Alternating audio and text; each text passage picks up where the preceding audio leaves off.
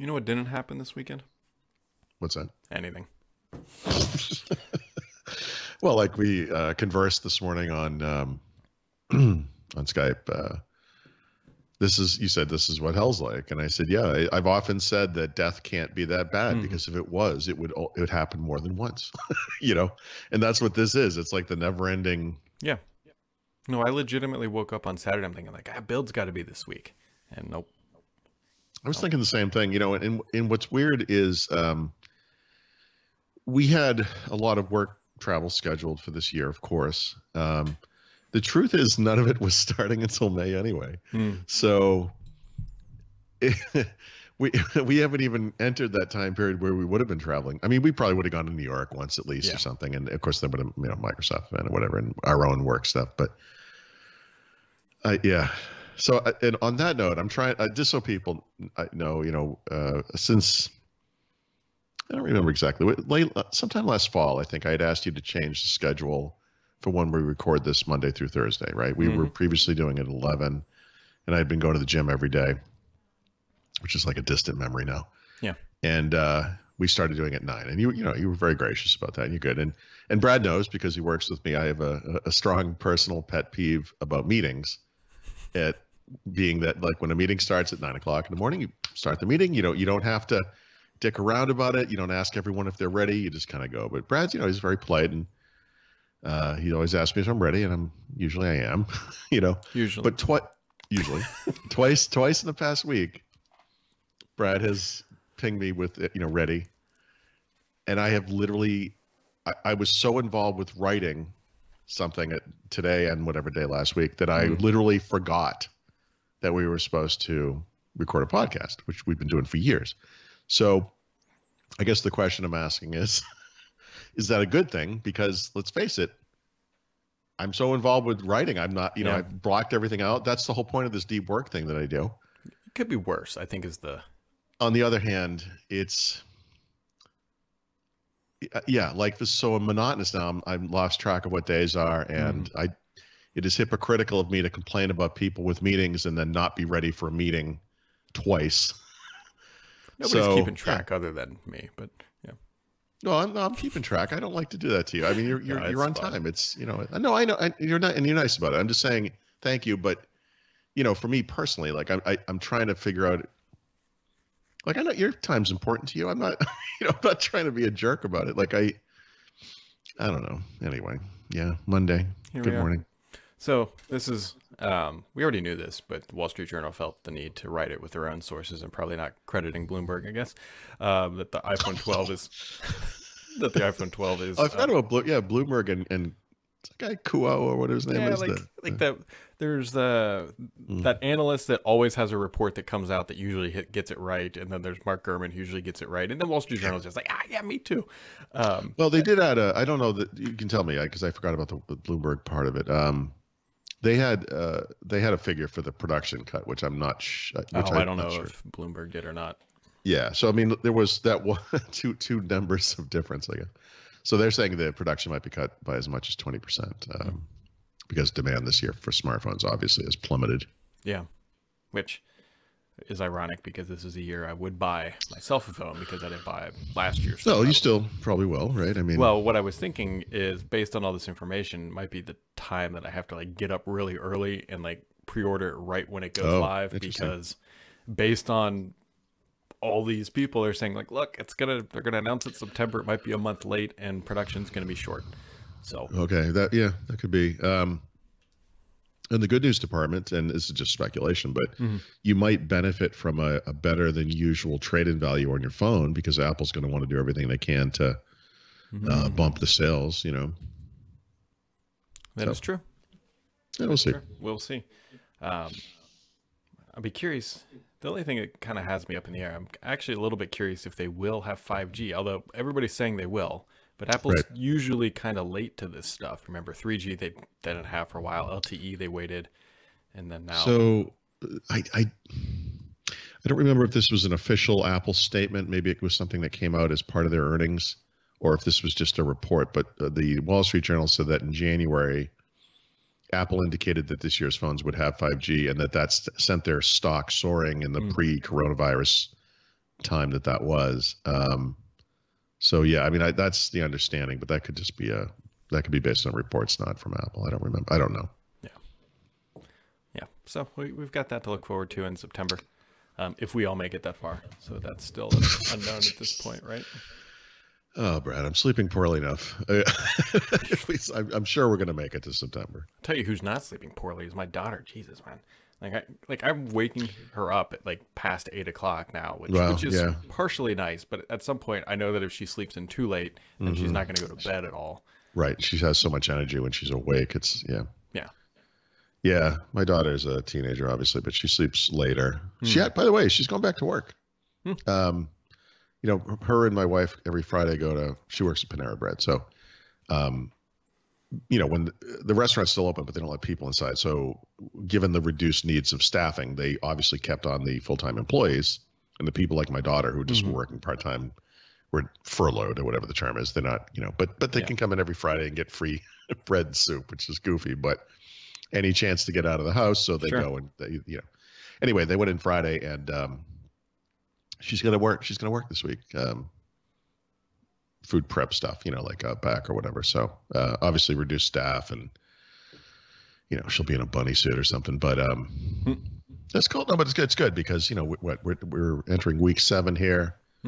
As tedious as this may be for you and I, we at least have work to do every day. Yeah, and we do. Yep.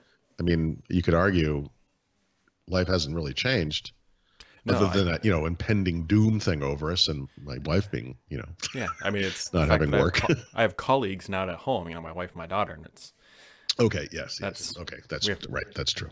So okay, things have changed, but we still have work. That's minor, though. No, but we have work. I mean, so, we can't explain the psychology of this.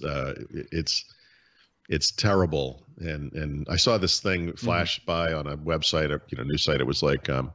The big toll from this, aside from death, obviously, is going to be like the mental health issues after this. It's going to be like a PTSD thing. I mean, and we'll see how that goes. But anyway, the point of this is my daughter is bored shitless every day and has been for many weeks. And, she's going to be able to work. So that's nice. Yeah. Actually, speaking of your daughter, could she steal me a panini making thing from... A panini making thing? Because, we've reached the point where I now miss sandwiches. Like, I would go to places... Oh, you can go get a sandwich.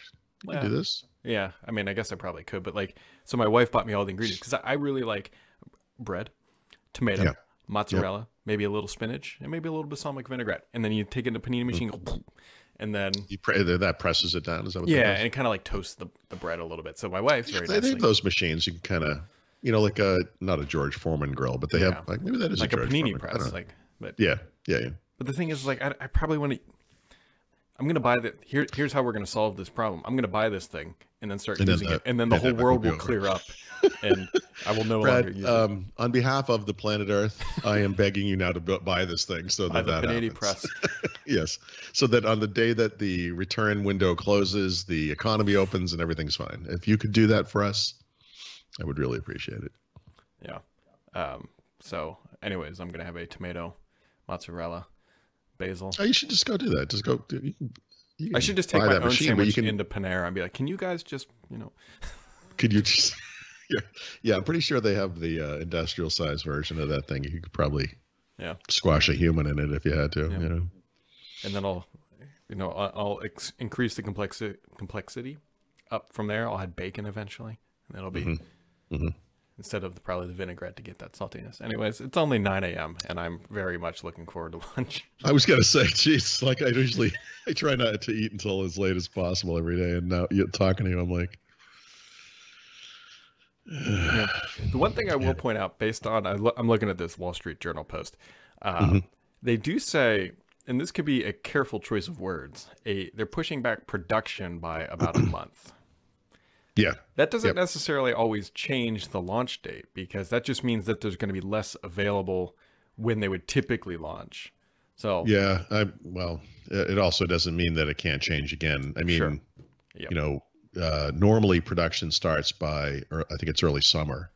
So we're still a couple months away from that. I mean, Yeah, you might be onto something though. They might try to do something with the price, with I feel like trade-ins they or something. did this a little bit last year too, right? Didn't Yeah. they kind of bump up the trade-in values? And I know Samsung did as well. Hmm. I don't think Google did. I don't Actually, remember, you know but what's good? You know, it'd be interesting, at least for me, first time experience. I've never actually traded in a phone, oh, uh, because the last time I did this, I actually had to give my wife my old phone, which was an iPhone 7. I went from 7 to 10s, I think. Yeah. so this has the potential to go off. Yep. I was gonna say go off the rails really quickly, and it does. I don't know which of us said something that triggered the Uh-oh. Google Assistant thing on my phone, but what it heard, what it wanted to, what it heard, and what it Uh-oh. reported on was the phrase that you said, which was first time experience. Hmm. So guess what the Yeah. guess what the results of that look like? Good luck with your contextual ads this week, Paul. Exactly. You never forget your first time experience, Brad. That's all I'm saying. Which, speaking of things that have backfired, so my wife and I, we share a Google Photos account, Yep. and all our photos and everything upload to it, just like as you would. And so, was it last week or the week before? My wife loves like Chicago deep dish pizza. She just loves it because she's from Chicago. And Okay. so, unbeknownst to her, I ordered some. Oh And no, sorry in the thing. yeah, what I did was I ordered it, and on the page I ordered on my phone, it said, "This is your order number." So I took a screenshot of it just in case something happened. Well, like 2 days Now, how do ago, you know she saw it? because she told me. Why on earth would she tell you that? I don't know. Well, Get was your just- wife on the phone. she was being very Just let honest. that She one was go. like, I was looking through the photos because she was looking for something on Google Photos for school. Because what she was doing was taking a picture of our kid doing some activity that she's uploading to school, so her teacher can see that she's doing it. And so the easiest way to do that, you take a photo, upload to Google Photos, you go grab it. And she's like, I got to tell you something. I'm like, oh no. I'm sitting here thinking, like, Jesus Christ, what happened? Like, did she wreck the car? Is the house on fire? Like, Yeah. did she buy something? Whatever. She's like, I was looking at the Google Photos. I was like, oh, you saw it. She's like, yeah.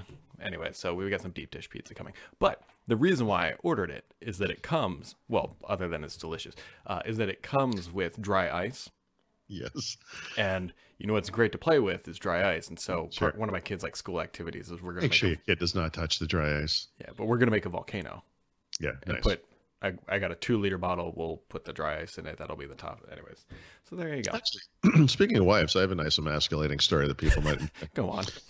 Um, so, the toilet in the master bathroom has been. It runs like so. You flush the toilet and it just sits there and runs. And so you kind of jiggle the handle. And months ago, like that would kind of do it. And then more recently, it just nothing. We take the top off. We're looking around, we're jiggling stuff around. Sometimes it would actually empty out. Mm-hmm. Sometimes you'd like flush the toilet on the other side of the wall, which is the other bathroom, and it would fill the toilet back up, and then it would, So we went through a week or two where we're like, we're just not going to use this toilet because, like, I'll go upstairs and work in the afternoon, and lay in the bed and work on the programming thing or whatever, and I can hear it like through the door. It's like the little running sound, So on Saturday, my wife goes, She goes, I looked on YouTube about how to fix the toilet, and I think I can fix it. And I'm like, I don't know. I think we should just call a plumber. And she's like, no, I got this. So she took a picture of the thing that's in the toilet, that little, whatever that thing's called, the flange or whatever. She went over to Dry's, which is a local, slightly smaller version of Lowe's and Home Depot's just up the street. She comes back. And I literally, on purpose, I was like, not to be a jerk. I mean, I'm like, I'm not going to ask her if she wants help. Because I know she likes to do stuff like this. But I mean, if she wants my help, I'm here. Sure. Obviously, I'm not going anywhere. She's up there for like an hour, and Kelly comes in the other room and she's doing whatever in the kitchen. I'm like, Kelly, do me a favor. She just go upstairs and check on your mother. She goes, yeah, sure. And because I'm thinking she was probably really frustrated, and maybe obviously a man needs to step in, make. God. Yeah, no, that's a joke because I am useless. So Kelly comes downstairs and she goes, yeah, the toilet's fixed. Yeah. Like she fixed it. My wife fixed the toilet. There you go. See? Yeah, and I'm useless. Next up, she can remodel your basement. That's how it starts. Yeah. That's how it starts. So it's just another indication of how little value I have. Again, in should the apocalypse continue and it gets worse, I'm doing everything I can to marble this flesh, and I'll be good eating. That's all. Took me a second to realize what you were saying, but yeah. Some good Wagyu beef over there, whatever they call it. Exactly. Exactly. So, anyways, it's Monday, folks. That's what we got. Let's get your money's worth, I think. Maybe. Yes. Yeah, be sure to publish this 5 minutes late so everyone else feels your pain. Sorry. Perfect.